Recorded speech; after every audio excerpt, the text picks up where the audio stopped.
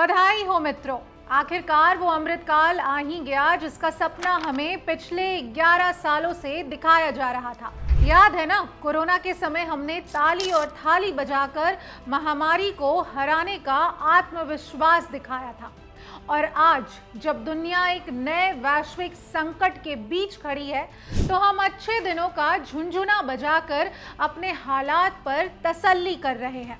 पश्चिम Asia में Iran Israel युद्ध का असर अब साफ साफ भारत की अर्थव्यवस्था पर दिखाई देने लगा है। तेल की कीमतें लगातार बढ़ रही हैं। घरेलू गैस सिलेंडर के दाम 60 रुपए और कॉमर्शियल एलपीजी की कीमत 115 रुपए तक बढ़ा दी गई है। यही वजह है कि मुंबई और बेंगलुरु जैसे बड़े शहरों में कई होटल और रेस्टोरेंट गैस की कमी के कारण किचन बंद करने की चेतावनी दे रहे हैं।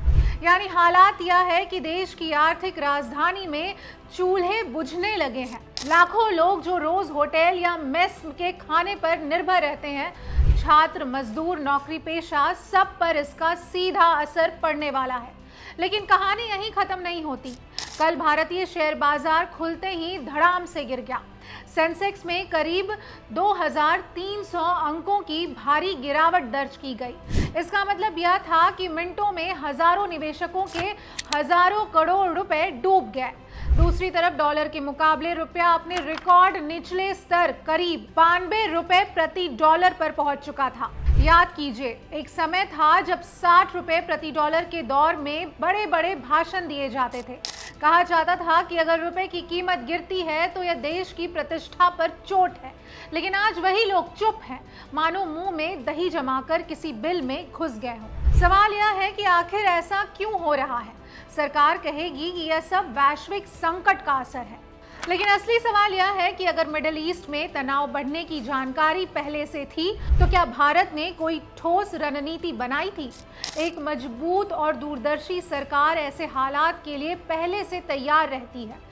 वह तेल के वैकल्पिक स्रोत ढूंढती है, रणनीतिक पेट्रोलियम भंडार बढ़ाती है, उद्योगों को सुरक्षा देती है और बाजार में भरोसा पैदा करती है कि घबराने की जरूरत नहीं। लेकिन आज जो तस्वीर सामने है वो बिल्कुल उलट है। भारत की विदेश नीति पिछले कुछ वर्षों में इतनी असंतुलित होती दिखाई दे रही है कि दुनिया के किसी भी कोने में तनाव हो और उसका पहला आर्थिक झटका भारत को लगे। कभी रूस के साथ समीकरण बिगड़ते हैं, कभी ईरान के साथ ऊर्जा सहयोग कमजोर पड़ता है, तो कभी पश्चिम एशिया में भारत का संतुलन डगमगाता हुआ नजर आता है।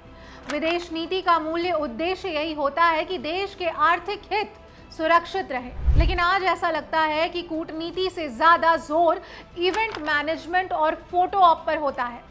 शेयर बाजार की गिरावट सिर्फ अमीर निवेशकों की समस्या नहीं होती।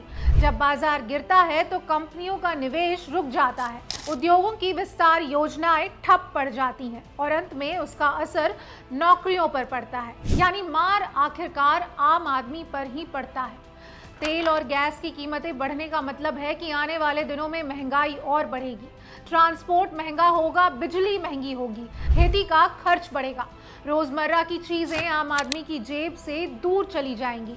यानी एक तरफ चूल्हे बुझने की नौबत है तो दूसरी तरफ बाजार गिर रहा है और रुपया कमजोर होता जा रहा है। तो सवाल सिर्फ इतना नहीं कि सेंसेक्स 2300 अंक क्यों गिरा या रुपया 92 के पार क्यों पहुंच गया। असल सवाल यह है कि देश की अर्थव्यवस्था इतनी कमजोर बना दी गई है कि दुनिया के किसी भी हिस्से में युद्ध हो और उसका सीधा झटका भारत को लगे। क्या यही है 18-18 घंटे काम करने वाली सरकार का परिणाम? क्या यही है वह अमृतकाल जिसमें आम आदमी के हिस्से में सिर्फ महंगाई, अनिश्चितता और आर्थिक असुरक्षा ही आ रही है? बाकी इस पूरी रिपोर्ट पर आपकी क्या राय है, हमें कमेंट बॉक्स में जरूर बताएं।